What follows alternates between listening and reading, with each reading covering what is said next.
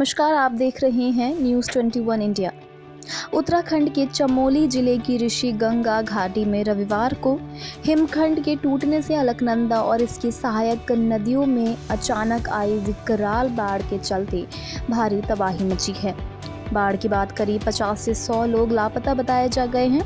हालांकि कई लोगों को बचाया भी गया है। इस आपदा पर प्रधानमंत्री नरेंद्र मोदी और राष्ट्रपति रामनाथ कोविंद समेत देश की तमाम सियासी हस्तियों ने दुख प्रकट किया है और लापता लोगों की कुशलता की कामना की है। चलिए जानते हैं कि किसने क्या कहा। राष्ट्रपति रामनाथ कोविंद ने इस हादसे पर गहरी चिंता जताई है और लोगों की सुरक्षा की कामना की है। राष्ट्रपति ने ट्वीट कर कहा कि उत्तराखंड में जोशीमठ के पास ग्लेशियर टूटने के कारण क्षेत्र में हुए नुकसान को लेकर काफ़ी चिंतित हूँ। इस आपदा में फंसे लोगों की कुशलता की कामना करता हूँ। तो वहीं प्रधानमंत्री नरेंद्र मोदी ने ट्वीट कर कहा कि मैं बाढ़ से उत्पन्न स्थिति पर निरंतर नज़र बनाए रखा हूँ। पूरा देश उत्तराखंड के साथ है और सभी की सुरक्षा के लिए प्रार्थना कर रहा है। राहत एवं बचाव कार्यों, राष्ट्रीय आपदा मोचन बल की तैनाती को लेकर लगातार वरिष्ठ अधिकारियों से बात कर रहा हूं। इससे पहले केंद्रीय गृह मंत्री अमित शाह ने ट्वीट कर कहा कि मैंने उत्तराखंड की स्थिति को लेकर मुख्यमंत्री त्रिवेंद्र सिंह रावत से बात की है। सभी संबंधित अधिकारी लोगों को सुरक्षित करने में युद्ध स्तर पर बचाव का काम कर रहे हैं। एनडीआरएफ की टीम बचाव कार्य में जुटी है। देवभूमि को हर संभव मदद दी जाएगी। तो वहीं कांग्रेस अध्यक्ष सोनिया गांधी ने कहा कि मैं सभी की सुरक्षा के लिए प्रार्थना करती हूं। साथ ही कांग्रेस कार्यकर्ताओं और स्वयं सेवकों से अपील करती हूं कि वे राहत और बचाव के प्रयास में लोगों और अधिकारियों की मदद करें। त्रासदी और संकट की इस घड़ी में भारतीय राष्ट्रीय कांग्रेस उत्तराखंड के लोगों के साथ खड़ी है। तो वहीं कांग्रेस की पूर्व अध्यक्ष राहुल गांधी ने हादसे पर दुख व्यक्त कहा है और कहा है कि राज्य सरकार सभी पीड़ितों को तुरंत सहायता मुहैया कराए। राहुल गांधी ने ट्वीट कर कहा कि चमोली में ग्लेशियर फटने से बाढ़ त्रासदी बेहद दुखद है। मेरी संवेदनाएं उत्तराखंड के लोगों के साथ है। कांग्रेस के साथी भी राहत कार्य में हाथ बटाए। तो वहीं भाजपा के राष्ट्रीय अध्यक्ष जेपी नड्डा ने कहा कि उत्तराखंड के चमोली जिले में अकस्मात ग्लेशियर टूटने से उत्पन्न परिस्थितियों को लेकर प्रशासन सजग है। मुख्यमंत्री त्रिवेंद्र सिंह रावत खुद राहत और बचाव कार्य देख रहे हैं। प्रधानमंत्री नरेंद्र मोदी ने रविवार को बंगाल के पूर्व मेदिनीपुर जिले के हल्दिया में एक जनसभा में राज्य की ममता सरकार पर जमकर हमला बोला। जी हां, आपको बता दें कि पीएम मोदी ने कहा कि पिछले 10 साल में ममता सरकार ने बंगाल के लोगों को सिर्फ निर्ममता दी है। प्रधानमंत्री ने कहा कि जब ममता दीदी ने 34 साल के भ्रष्टाचारी तथा अत्याचारी वाम शासन को उखाड़ फेंका तब पूरे देश की नज़र बंगाल पर थी।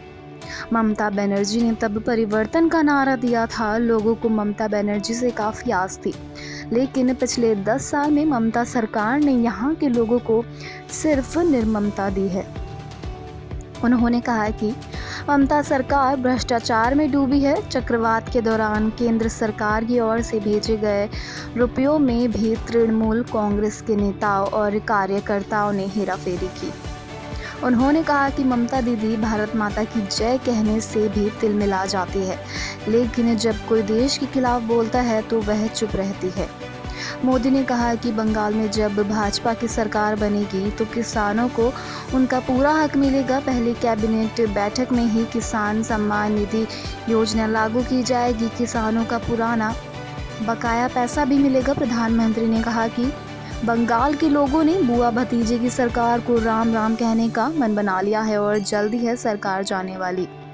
तृणमूल के तोलाबाजा और उनका सिंडिकेट अब कुछ दिनों का ही मेहमान है। उम्मीद है कि बंगाल का स्थानीय प्रशासन संविधान के दायरे में काम करेगा। तोलाबाज से किसी को डरने की ज़रूरत नहीं है। पीएम ने कहा कि लेफ्ट, तृणमूल और कांग्रेस मिलकर पर्दे के पीछे फिक्सिंग कर रही हैं। दिल्ली में लेफ्ट, तृणमूल और कांग्रेस नेता मिलते हैं और बंद कमरे में बैठकर मीटिंग करते हैं और रणनीति बनाते हैं।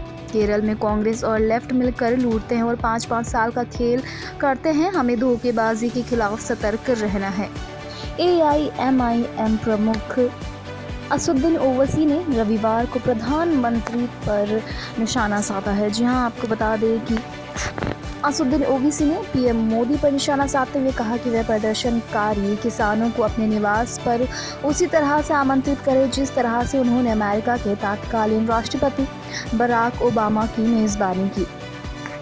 उन्होंने कहा कि वह नए कृषि कानूनों को निरस्त करें। गुजरात में स्थानीय निकाय के अपकमिंग इलेक्शन के लिए एक रैली को संबोधित करते हुए हैदराबाद से सांसद ओवैसी ने प्रधानमंत्री से ये भी कहा कि वह बड़े दिल वाले बने और उन किसानों का दर्द समझे जो कृषि कानूनों को निरस्त करने की मांग को लेकर पिछले 2 महीने से दिल्ली की सीमाओं पर विरोध प्रदर्शन कर रहे हैं।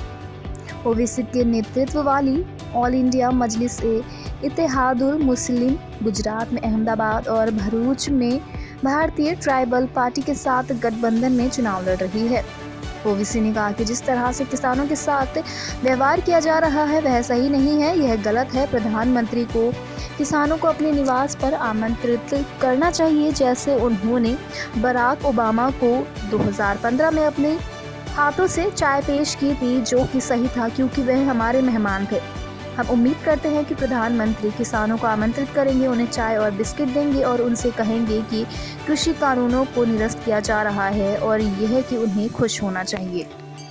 ओवैसी ने कहा कि प्रधानमंत्री को देश को खिलाने वाले किसानों की दुर्दशा समझनी चाहिए यदि वह दावा करते हैं कि उन्होंने गरीबी देखी है। उन्होंने कहा कि जब एक गरीब व्यक्ति असहाय होकर रोता है तो प्रकृति हमें गरीबों की मदद करने के लिए कहती है, लेकिन जिनकी गरीबों के प्रति कोई सहानुभूति नहीं है वे गरीबों के आंसुओं से अप्रभावित रहते हैं।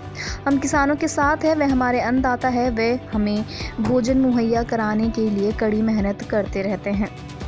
इस वीडियो में बस इतना ही। आपकी इस पर क्या राय है हमें कमेंट कर ज़रूर बताएं।